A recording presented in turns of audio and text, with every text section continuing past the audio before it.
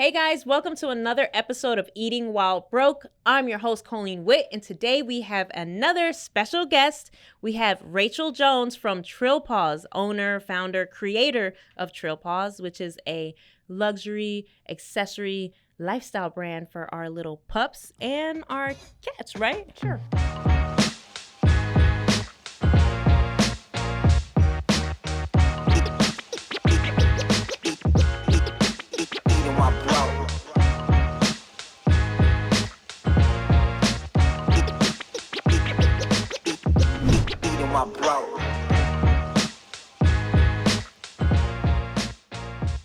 So what caught my attention was a couple things why we have Rachel here today. But one of the things that I like about your brand is, can you share some of your dog tags that is very, creative and just really cool so guests can kind of get an idea? Yeah, absolutely. So our best-selling tag is "Have your people call my people."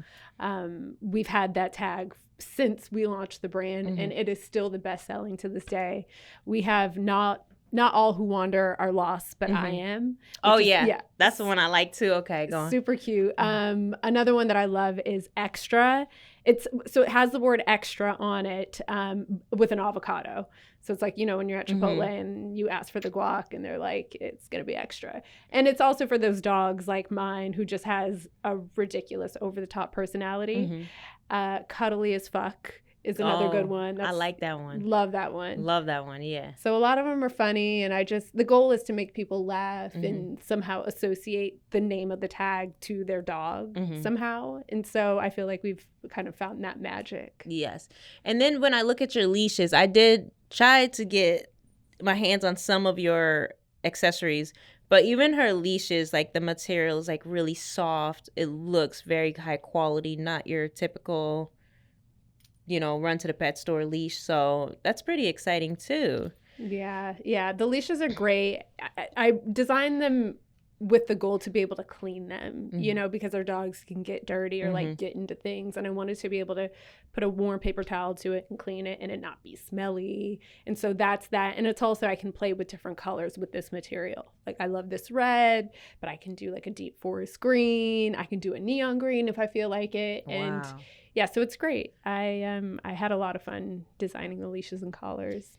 I love the creativity you put into it because it like really brings the personality and matches the dog and the owner. And if I ever saw a dog with that type of name tag, no matter how cute and expensive that dog is, I feel like I would have to return it just because of the tag. You know what I'm saying? You'd be like, yeah, I'm gonna return this dog, 100%. There are little dog thieves, but I'm just saying, like, if you saw a dog with that tag, you'd be like, you know what? This dog got just a little bit too much pizzazz in its ownership and everything, right? The owner's gonna miss the dog. It's clear the owner is gonna miss this dog. Definitely. So before I get into like the who, what, why, and where you came up with this whole Trill Paws thing, we gotta know what you were eating when you were broke. Yes. So what is the dish you're going to have me eating for breakfast today? So they are ground turkey tacos, aka budget tacos. And it was a dish that I did grow up eating. My dad made a more elevated version of this with better ingredients. But when I stepped out on my own and moved into my apartment with no furniture, this was a meal that I would make every Tuesday, Taco Tuesday. And, with $20, I could feed 20 people with these ingredients. Yeah. And so, over the years, the recipe has been perfected. I use better ingredients today if I do it. But in the beginning, it was just ground turkey, taco seasoning, corn tortillas, and cheese. And everyone would be beyond satisfied. And it was just a time back then. Everyone would come over, sit on the floor. Yep. And we would just eat our ground turkey tacos on paper plates and just, live our young lives. It's so funny when you say like no furniture. You literally take me back to like every girlfriend of mine. When we get an apartment, it would be like a 1-bedroom apartment. There would literally be no furniture in it. It was like rent was paid and there was a bunch of blankets, but furniture was not an option. Girl. And even for myself, I remember all the way up to like I was 26. I had the bed on the little square thing with the wheels. Do you know what I'm talking about? Like without the frame, it was just like that was what your bed like sat on, until one of my homies was like, you could do better, Co.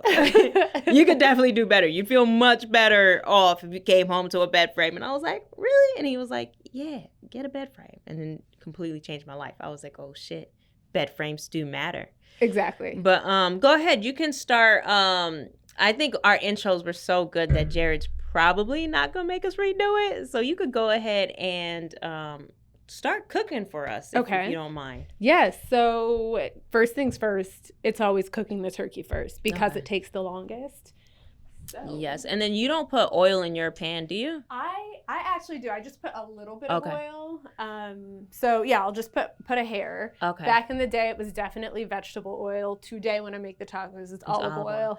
So you know what I learned after being on Eating While Broke is that I used to think olive oil is like, okay, you know, the better, more premium oil. But what I've been learning is that each oil burns differently. And I didn't know that. I think we had a couple chefs teach me a couple lessons, like what oil to use for what.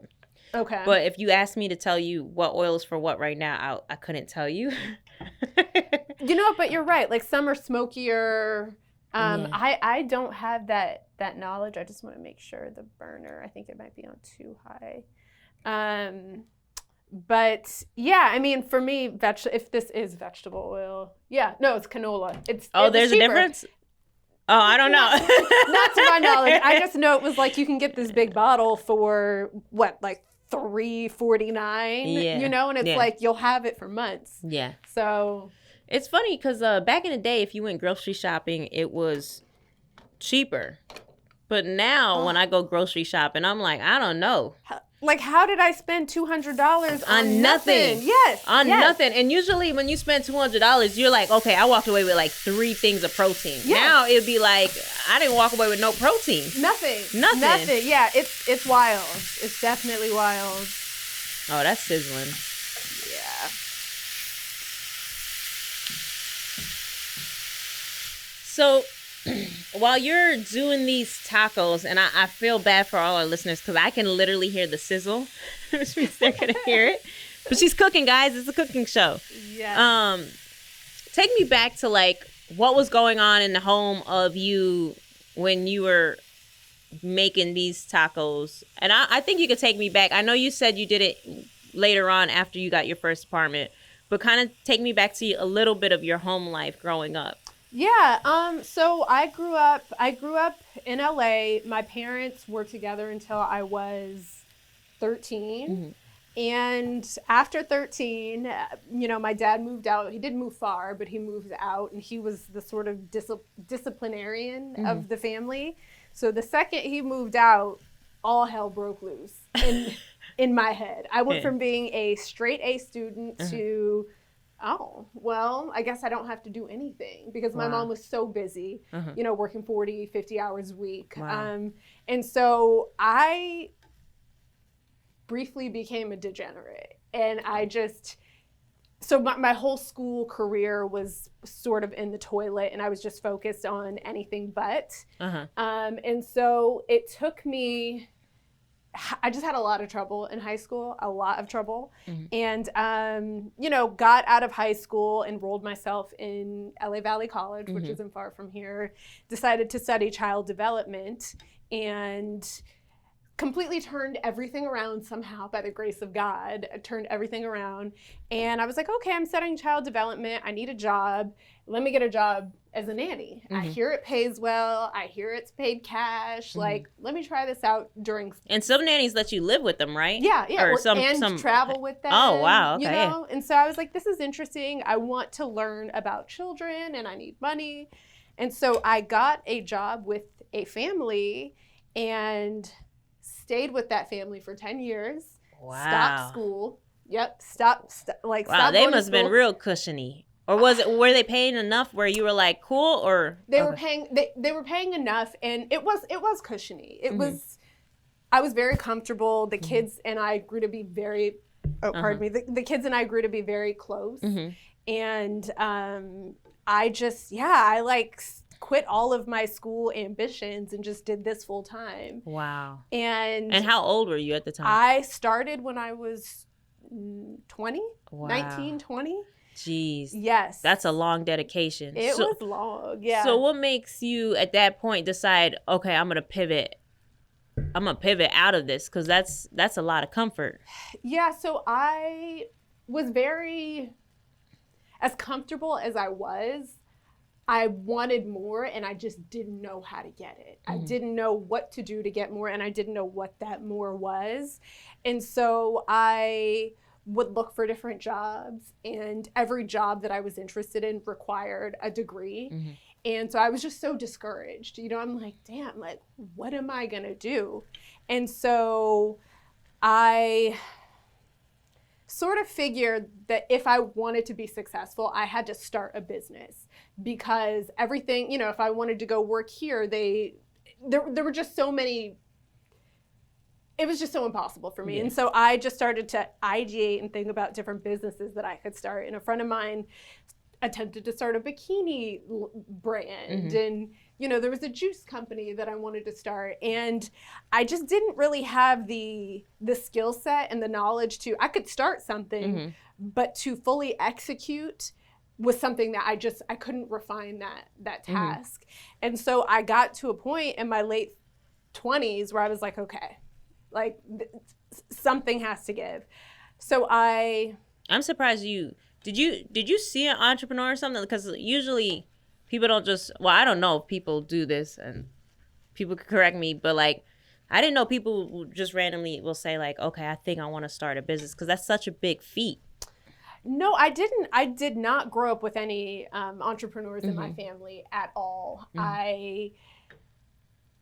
But I was very entrepreneurial as a kid when I sat and thought about my past. Like you were slinging stuff in school, like sodas and chips or something? Exactly. My friends and I at our elementary school were sitting around one day, and I think we saw on TV that like the cooler kids in high school had student stores. And we were in elementary school. And I was like, well, why can't we have a student store? So we literally built out a student store that remained at the school years after. Wow. And I think it was once a week, let's just call it Thursday, they cleared out a classroom and brought in books, pencils, paper. Domino's Pizza would come in and sell pizza. And so we did that, and I think there were a handful of things like that showed me, it's like, yeah, you had it in you. You were, it was already there. Okay. It was there. And it was definitely dormant during my 20s. I was just focused on anything but personal growth. And I think once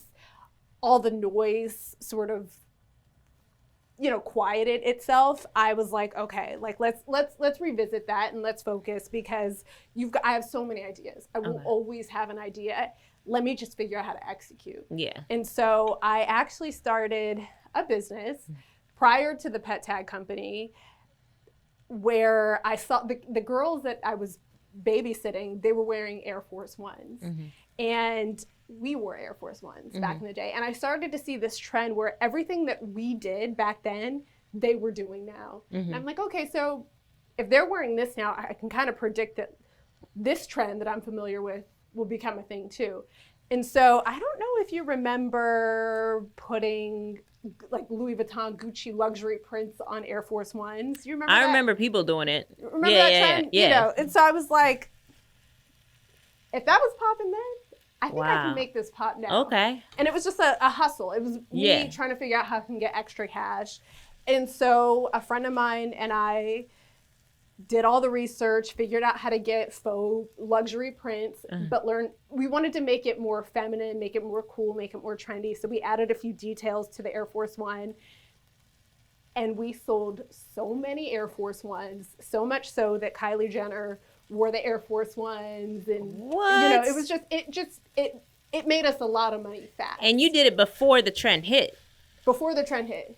Yeah. Brilliant. Yeah, wow, that's extremely impressive to see the eye for that. To even have the eye for that. And I guess I was hungry at that point. You were hungry, but you were paying attention. That was like natural, little bit of natural in you right there. I would definitely say it. Yeah, I don't even know how to say that, because that's really natural for you to pick up and observe that. I'll take it. So I guess, you know what? I will say the hustler in you because it would take a hustler to like even peep that. But it's a very impressive move. I would say very impressive. Like if you were on a basketball court, I would say that's a strong pivot game. And how were you selling them? So we sold them online, created a website, sold them online, primarily Instagram. Just all the like hot Instagram girls love them. We would gift them a lot just for organic marketing. Look at you. Okay. We made that business acumen was good. That business acumen was good. Okay. That wasn't your average business acumen, to be honest. It was wild and it was fun, and we at some point were going to get shut down because we were selling these faux Gucci this or this faux Louis Vuitton that. And it was blowing up too. And so we may or may not have got a few like cease and desist letters, and our website was like, we can no longer accept your payments. You've got to find, a third party. And so we kept running into these roadblocks, and my boyfriend at the time, but now husband, would joke and say like, this is cool, but like this is gonna burn fast. So you need to figure out what else to do. I love it. And so it's funny, we sat down and we went to coffee one Saturday morning, and he was like, let's figure it out. Let's sit down and let's figure it out. He was like, let's turn you legitimate. We got your illegal side out. We got your hustle spirit. Right, that was cool. Because you had, and I could see why he did it. You had all the ingredients of a successful entrepreneur. Who was it? We were interviewing Country Wayne, and he was doing like illegal activity, and his focus was like, I want to get out of illegal activity. And that was like became his focus. He was good at it, but he needed to transition. And it sounds like your illegal activity obviously sounds prettier than what he was doing, but you had obviously the skill set for your husband to sit there and or your boyfriend at the time to say, okay, let's see where we could apply it to something more legit. So not that I want to spend a lot of time on your pre-entrepreneur brand, your sneaker hustle, but I am curious. So you get the prints. What is your first step to take it to market and promote it? Because it sounds like you started moving a lot, and you're talking e-commerce, internet, social media. How did you do it? So we tried to move quickly because I understood that it was a trend. It was a trendy product. So sourced the fabric from overseas, bought a bunch of Air Force Ones retail, and just spent a week, 2 weeks trying to find someone that could actually sew these prints onto the shoe. So that took about 2-3 weeks. And then at that point, it was just, all right, let's start the Instagram. Let's take as many photos as we can. So we were putting on the shoes and going to, what's that street, Beverly, to like take photos in front of the pink wall. And let's just do as much as we can, get the website going, upload those photos to the website, and let's just press go. And obviously there was no real action the first day or two that we launched. So my idea was, all right, let's spend time engaging with accounts on Instagram. Let's let people know that we exist. And I still use that tactic today. It's going on someone's page who appears to be the ideal customer, liking a few photos, commenting, and basically saying, we're here. Like, brilliant. Hey, we're here. And so we did a lot of that. We did a little bit of gifting to macro and micro influencers, people that weren't asking us to pay them for these posts. And it just slowly took off. And eventually it caught fire. And so, it was a lot of organic, a lot of learning on the fly. I knew nothing. Did you end up, when you were buying the sneakers, did you wait for people to place the order to buy the sneaker? Or did you end up with like, oh, damn, we're out of size 8s? It was, we were sold out a lot. And so there would be, mind you, I was still working as a nanny full time. So after I got off work, I would head to the mall and hit this Foot Locker, that Foot Locker, this Foot Locker. Do you have a size 8? All white Air Force One? No? Okay, Lady Foot Locker might. And so it was just a lot of me running around town, grabbing as many women's all white shoes as I possibly could. And women were your top purchaser? Oh yeah, 100%. Okay. And we definitely had men that were inquiring, but the whole brand, and I say that in quotes, that we established, it was for women. The name of the company was V Force. Okay. You know, so if you can read between the lines, and it was just a brand for women. Yeah. So, and that helped, because otherwise I can't imagine running around town trying to find both sizes. And well, I would definitely say for your first business, that was the most gangster first business I've seen. It was fun. And you did it great. So now let's talk about Trill Paws. So, or the conversation with your husband or your boyfriend at the time. Kind of walk me through what's going on. He's like, baby girl, the feds are about to pull up on us. Yes, but in so many words. Yeah. And so we sat down for coffee, and the goal during that session was, we can't leave until we figure it out. Because I had been scratching my head for months knowing that this wasn't practical, this wasn't real. So I was like, what is it? I don't know. I'll think about it later. But he was like, no more, I don't know. Like, let's sit down and figure it out. And so, you know, I started to ask myself in that conversation, what do I love?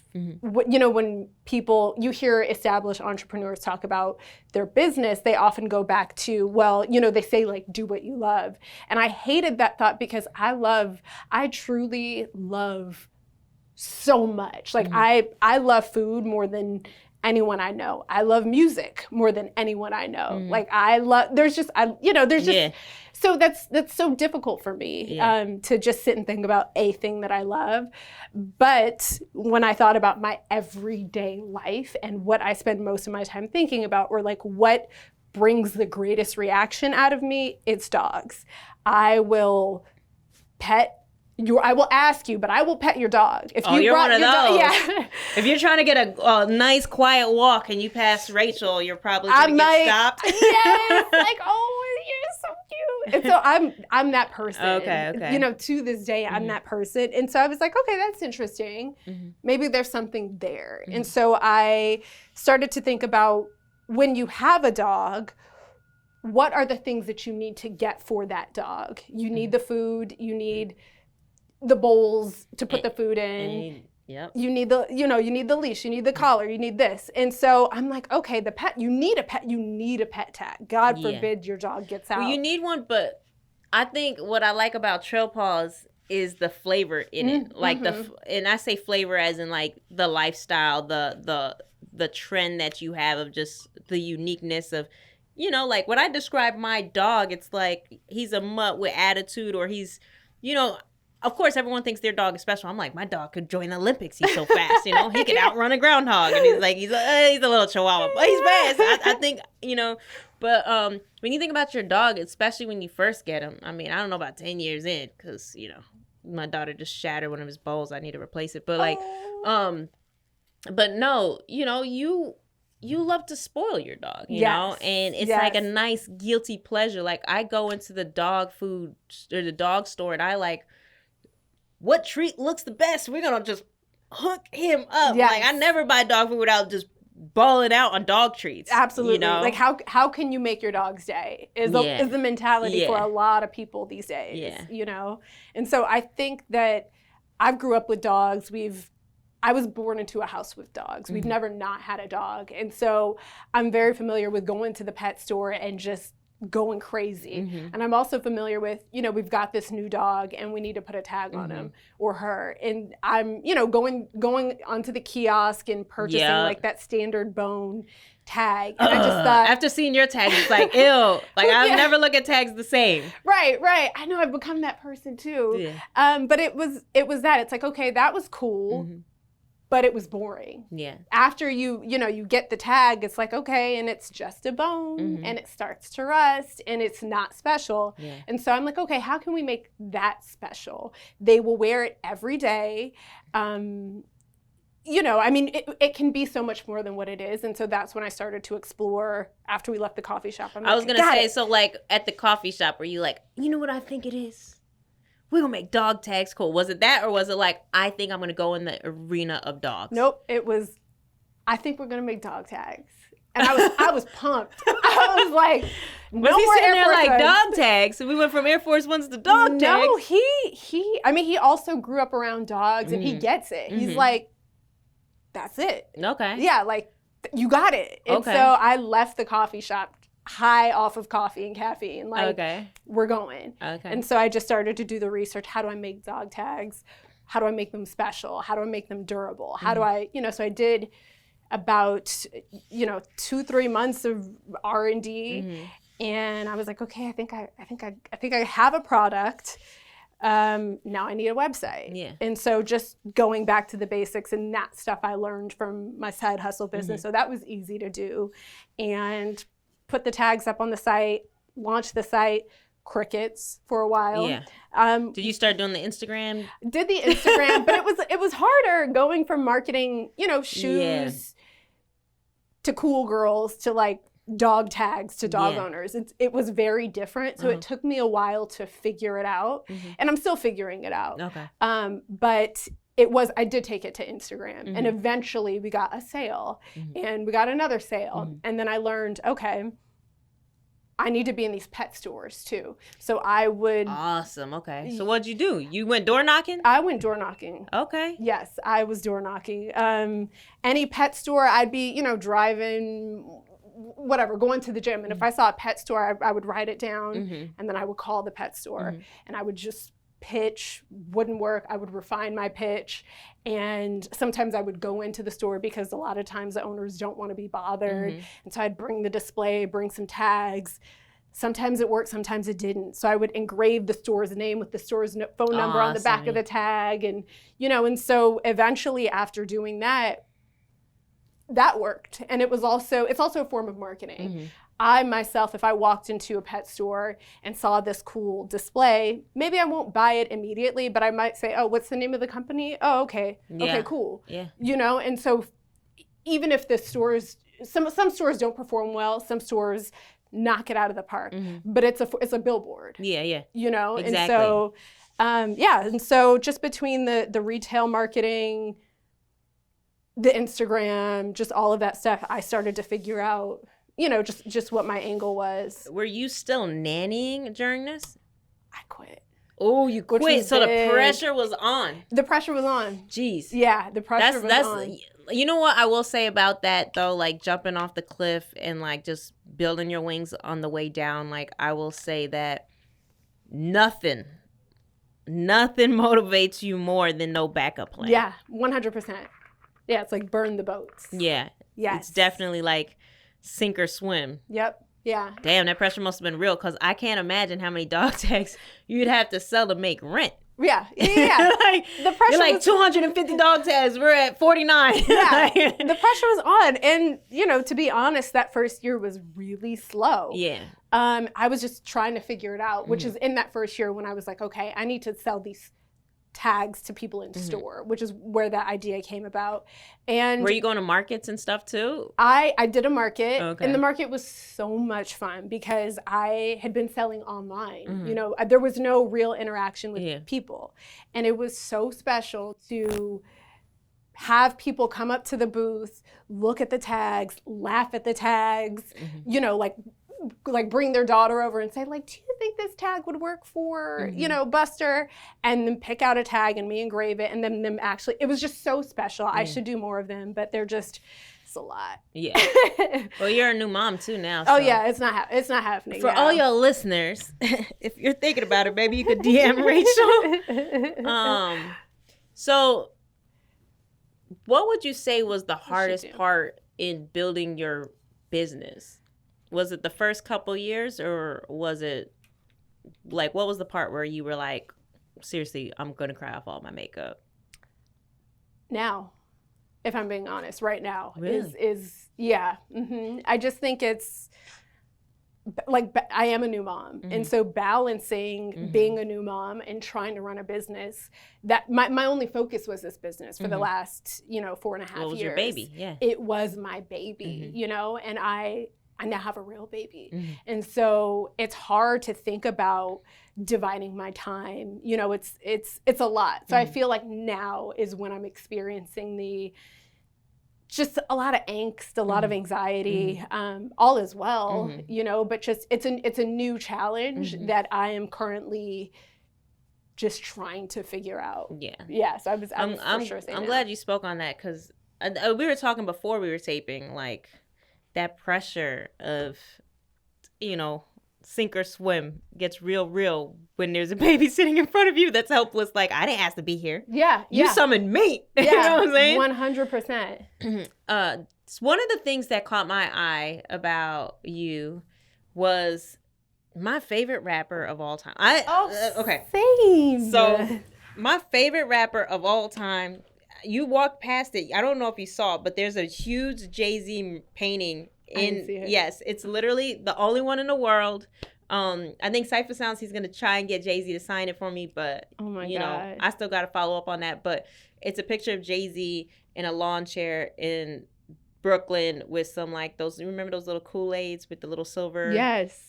If you go out there, it is literally custom. I paid my mom to do it when I was like 25, and when I bought my first house, she mailed it, so I didn't see it for like years. Okay. Wow. But Jay-Z, hands down, is like, I love him.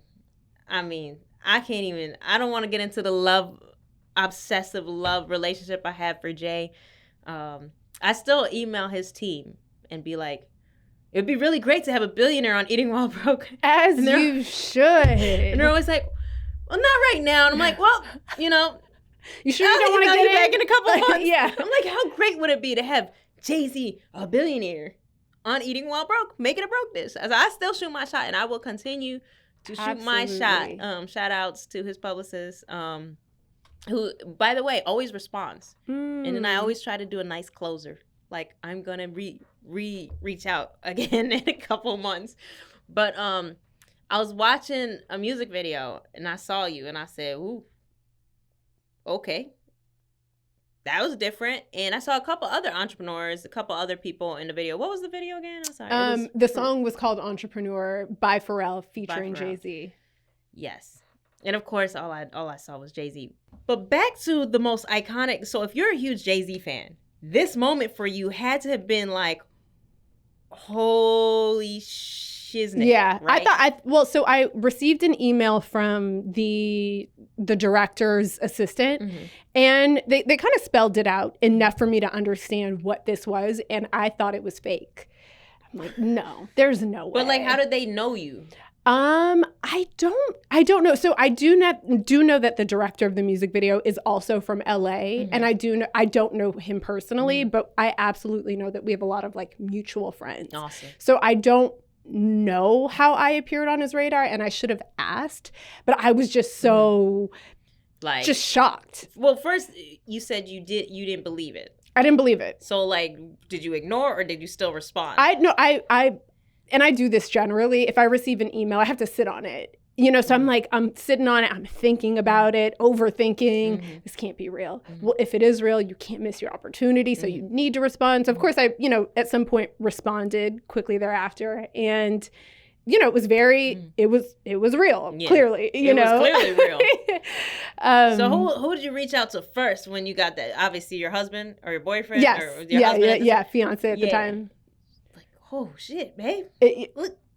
Look at this. Yeah, he was the first person. I probably forwarded him the email, knowing me and our relationship, and he knows how much I love Jay-Z. And so it was. I just know how happy he was, and it didn't really feel real, and I think that's just a lot of how I'm wired. Until it happens, of course. Like, and you don't want to get your hopes up and then it pops. Yeah, exactly. So it took the crew arriving to my house for me to be like, oh, this is happening. And it's funny, I'm having this thought. Shit. I huge Jay-Z fan. He must be aware of who I am.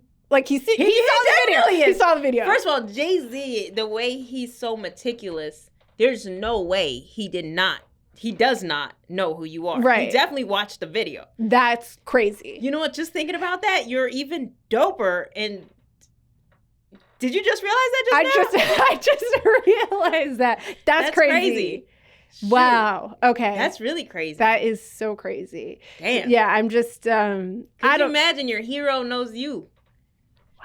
That's crazy. I mean, I don't know if he's your hero, but like, yeah, you know, someone that I've looked up to forever.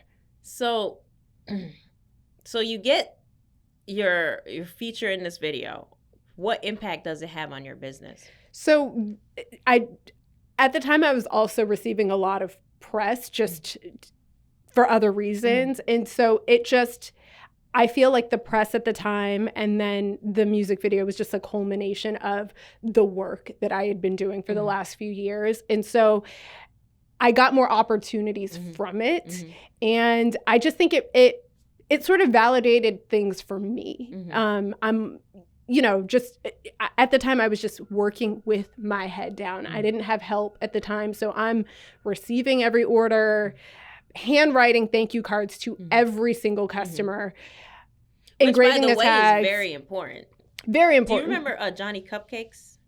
He was an LA brand. Okay. But he blew up, and his thing was like he would even take like a random toy from his house and like throw it in a box or to make it personal. And he would just scribble whatever, or it like literally built his brand to like a gigantic brand. And he was like, he'll be in London, he'll see someone with a tattoo of his brand on him. Like, wow. Because he was just like, you know what? I think I'm just gonna throw this mug in there or throw this toy or whatever. I have to look into that. Yeah, that's amazing. And just like really built like this personal connection with his people writing notes. So I love that you were writing the thank yous. And, yeah.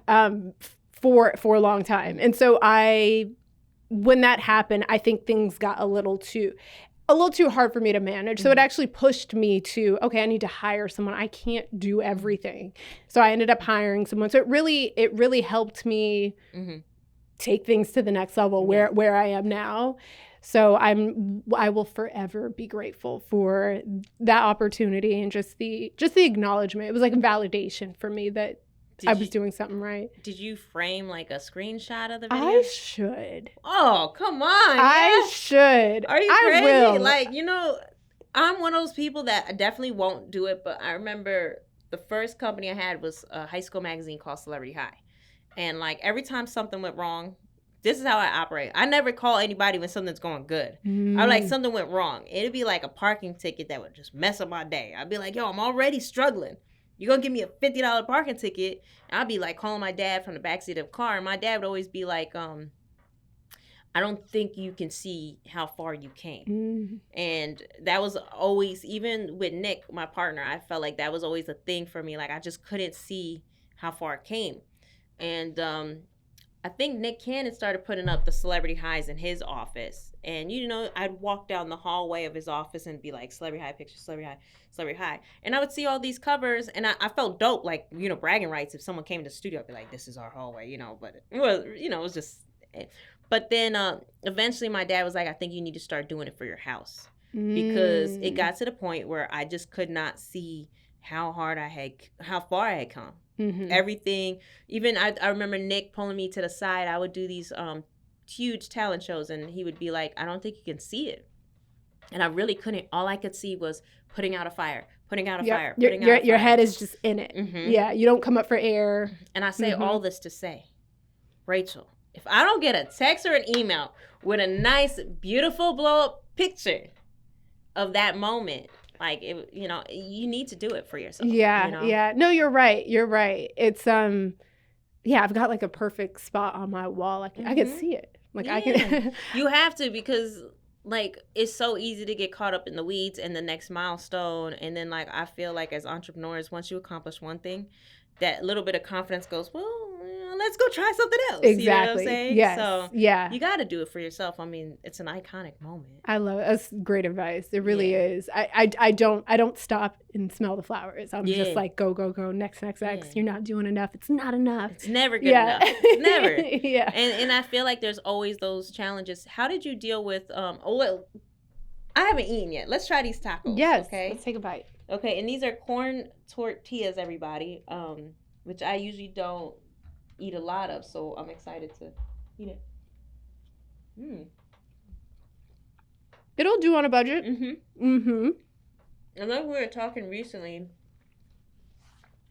and I said, I'll add salsa, and then I feel like it's a real deal, right? Mm-hmm.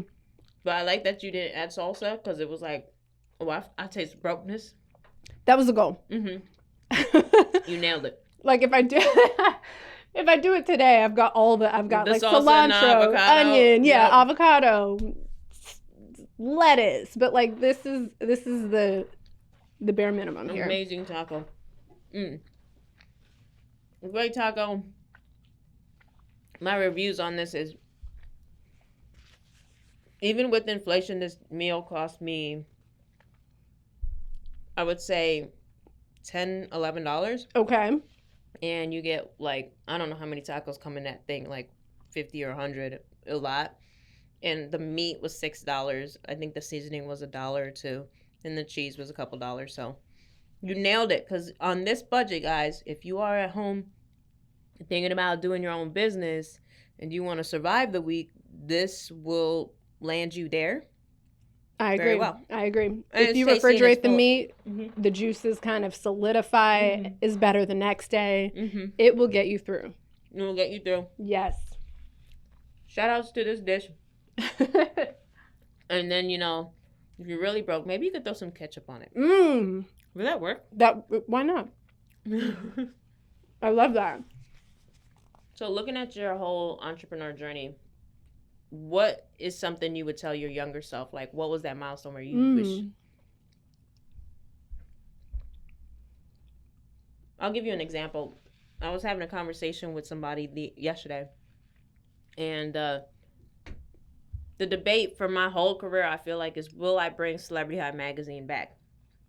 But I always tell people, no, absolutely not. I'm sorry, guys. But I said, if I could go back in time and talk to my younger self, I would have definitely adopted digital during that era. Like Instagram was coming out, social media was taking off. We were doing all these celebrity interviews, but I was so inundated with the print and the everyday overhead of paying the bills and the cash flow and everything that I was just like, I ain't got time to add this.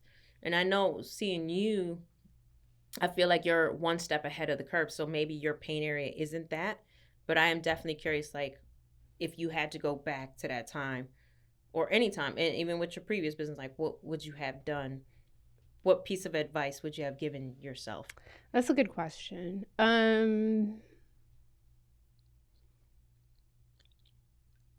think it's think bigger.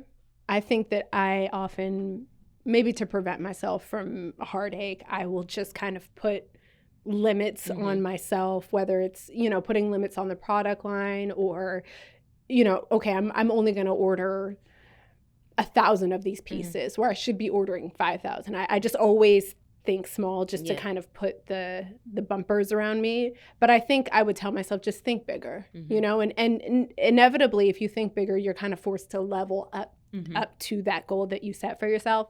But I'm always like, no, let's keep it safe. So I definitely need to start telling myself that now. I can see that. I think coming from being, you're Black, you're mixed. Yeah. You look like me. We look like, you just have like really cute freckles. So Thank that you. would make us like not be sisters. But yeah, you look like me, so you're mixed. But I will say, like, I think part of the, for lack of better words, the hindrances that Black culture has, like as far as opportunities prior to the Black Lives Movement, has been way less. And I think the fact that we don't have like these huge economic backgrounds, it's harder to see like the big picture. But I remember reading books and like, other companies were asking for millions of dollars, and you're like, how can they build or dream so big? And it's hard to dream and build so big when you don't have that background. 100%. But I will say, I just interviewed an entrepreneur, and they were talking about licensing. Okay. I would love to see Trill Paws in every Walmart, every Target, every store that people can purchase pet tags for. Absolutely. And one thing I just learned recently, with which I didn't know about, was in my last interview, was licensing. And like, I really feel like, I don't know if you're already entertaining it, but I really feel like you could knock that beast down, and I would love nothing more than to see you against the big dogs. Yeah. You know? It's so I toyed with that thought, I want to say 2-3 years ago. It was on my New Year's, these are the goals that I want to reach. And I would love like an NBA license where I can, make tags out of the players and just different jerseys and do it legally, because I've done things illegally. Yeah, okay. Or just, it's like I that is such a key way to grow. I like that. I love it. And that's just, there's the NFL, there's Sanrio. There are like so many ways that we can take it. But it's to your point, it's like, it's doing it, and it's just like putting myself up against the big dogs. And putting it out there, like putting it out there that like, this is what I want to do. And you never know who's listening or who's in the room, but I totally get that little bit of a roadblock mentally on like, but I think it's also like a lack of knowledge too, right? Yeah, 100%. And experience. Like I said, I met this other lady and looks like you and me, she's obviously the first Black, I think she's the first Black licensed character in all these stores. And it's like, we're in 2023. Wow. You know what I'm saying? Yeah. So that's why I have to drop the Blackness in it. Like, I know some people don't like it, but it's like, we still are breaking barriers in 2021, 2022, 2023. Yeah. I want to see you up there with the rest of the break barrier people and just kill it, Yeah, I appreciate that. Yeah. I do. And I think the business has so much potential, to grow into those flavor. spaces. Yeah, it's too much flavor. Thank you. It's too much flavor. So where do you see, well, I guess you see yourself doing the NB, like doing the licensing. Sure. Yes, absolutely. I mean, that would be yet another dream come true to have those partnerships. But where I see myself down the line, just more growth. We have such a huge market in the US, but I know that there are dog lovers across the globe. So it's, in my head at some point figuring out how to really get product to the Canadian customers, to just every market, the UK, the, Australian market, to really figure out how to get it out there. Shipping is so expensive these days, so it's not as easy as you think, or I thought it would be. So really just expanding more retail partnerships. We're on Chewy, which is so beautiful. There's so much exposure there. Yeah. Okay. We are, I can probably say it now, but we're launching product in Petco at their flagship store in New York. So it's happening. Okay. Yeah, it's happening. It's just... now, are you going after these deals yourself, or are they coming to you? A little bit of both. Chewy, I inquired and they took us on immediately. They were happy to, and I've been selling product with them for 3 years, and all is well. Petco approached us. Now, Chewy is the box that comes to your house, right? Yeah. Chewy is they're the online pet retail store. They're the go-to. So, they're like the Petco of the online world. Okay, got it. They're actually owned by PetSmart. Okay. And anything you need is, food, literally anything you need. And then they also do like dog prescriptions if God forbid your dog has any, need for it. So they're a huge player in the game. So you get orders from Chewy and then you fulfill. I drop ship. Yeah. So that's a lot of our business is Chewy. So just the big retailers, I think for a while. That's a big deal. It was big. That was big. What was like the day when you found out that deal went through? Were you like running to the house in your underwear? Cause that's what I'd be doing. I'd be like, girl, you would not believe what happened today. I was pumped. And it just, do you have a group text that you have your family on that you stream it through? Or? I don't. I celebrate this, like the wins with my husband, whether it's just like acknowledging it, like talking about it. And I have like a handful of friends where we just share our wins on a phone call or like when we're out or whatever it is. So I definitely, you're really humble. You're really humble, because I'll be like, hello world. No, I will say, you know what? I take it back. I have a little brother that I'm very close with. So we definitely jump on a text. Matter of fact, he's like literally my best friend. So like we jump on text all the time, and we talk about our losses together, and we talk about our wins and our insecurities together. Yeah. But he's definitely my go-to for both, but I have a core group that we may jump on a text and just nigga. Yeah. What? Like, it's funny you say that. My brother is my go-to as well. I actually called him on the way here just to talk about the mommy stuff. So he's definitely someone that I share my wins with as well. 100%. But it still is kind of small, for whatever the reason. Yeah. So from an outside perspective, this brand looks larger than life. What is a day in the life of you now, especially with you being a mom? Because that's a whole nother. And I just became a mom now, guys. So I'm learning. It's like thug life over here, okay? Straight up. It's thug life. Like, literally. Mom life is like, I promise you, I don't even think girls have a sense of humor until they become a mom, right? Because like everybody all of a sudden has like a WTF attitude or whatever, but I think being a mom just, I don't know, it brings that something out of you. Something different. So can you just tell me a day in the life?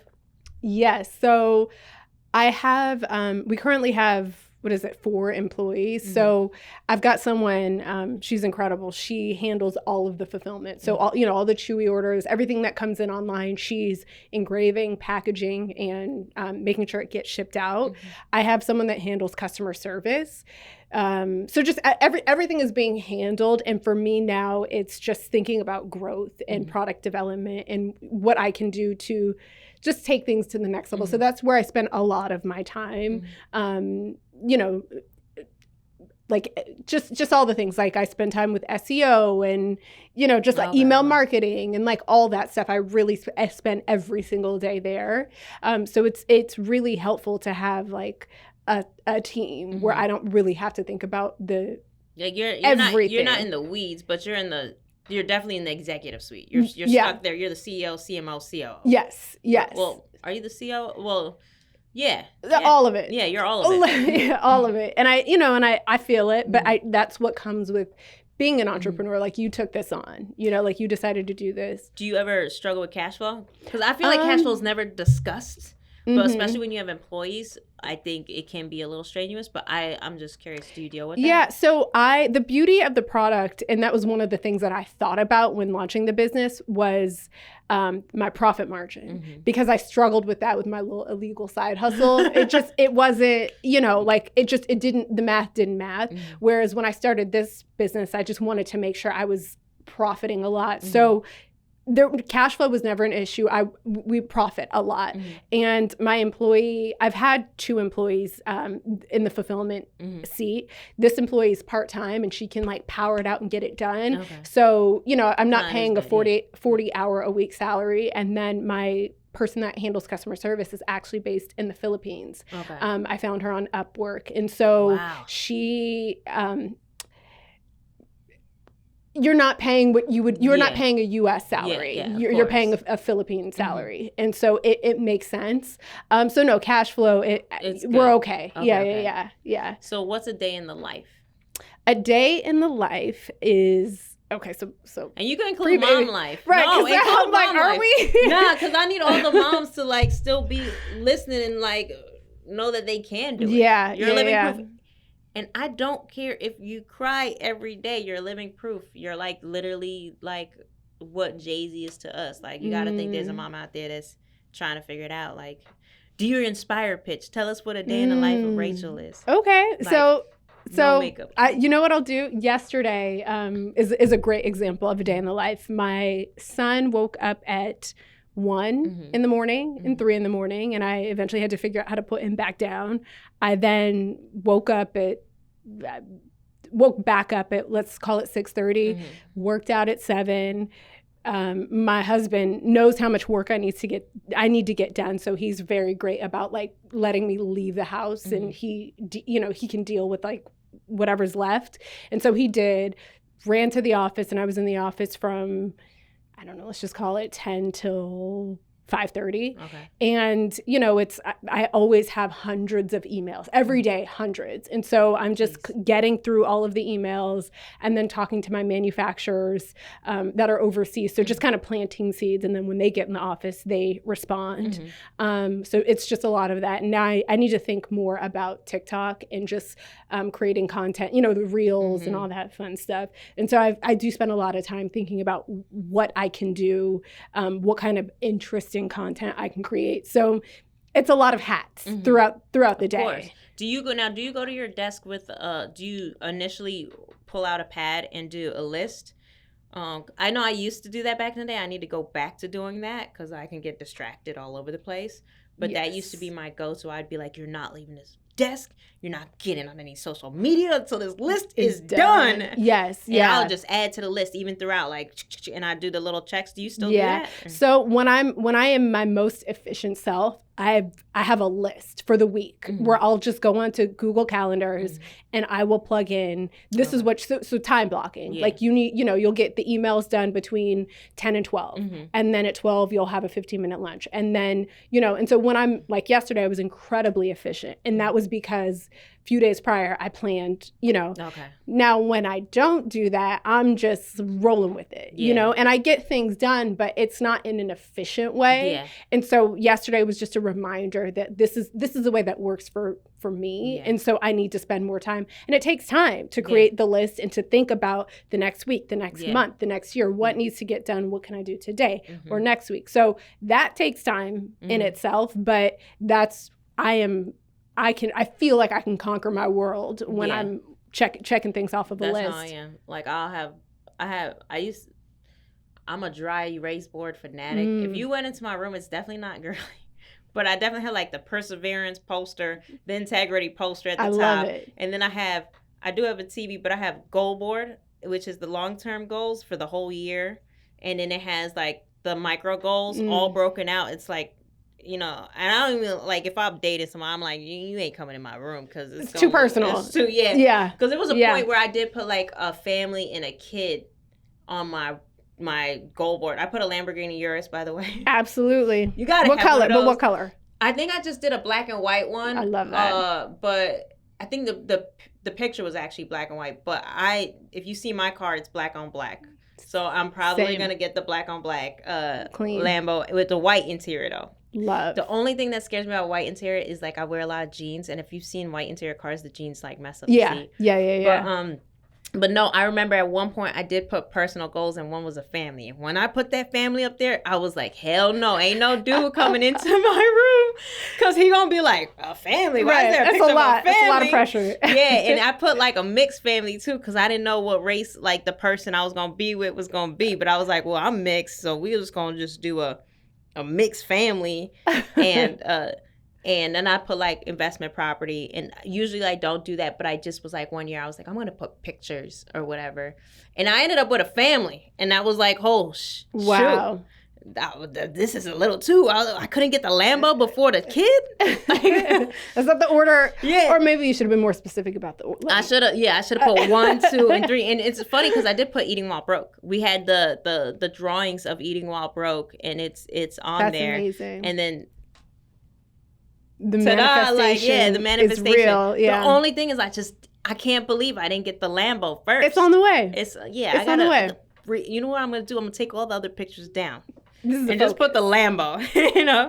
I get it. Thank you so much for feeding me and just sharing your greatness with me. And mom to mom, mad respect. Thank you. You too. And you're in the thick of it. You're in the thick of it, and I'm really excited for your future and any possible connections I may have. I'm definitely gonna reach out to them because I definitely want to see you, do your thing on a big, huge, gigantic scale. Thank you. But you're already doing, and then hopefully I'll get a random text or email from you with a blow up of your Jay-Z Pharrell moment. Yes. Right? Yes, I need to do that. I'm gonna add that. Add it to your list. To-do list. And I know it's not gonna seem like a priority because that's how I am.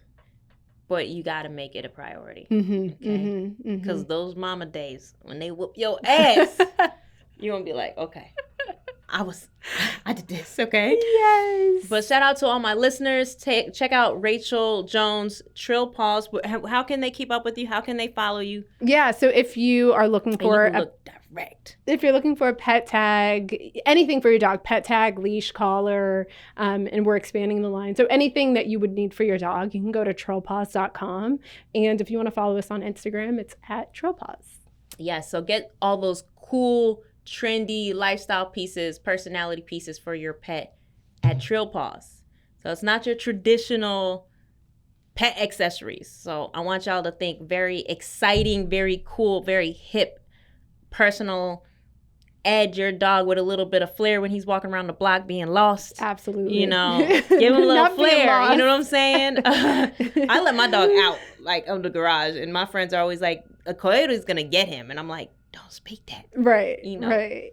He's 8 now. You know, he knows how to get his way back home. But I can't wait for my dog. My dog's gonna be rocking the Trill Paws tag soon. Yes. So thank y'all, listeners. Peace out.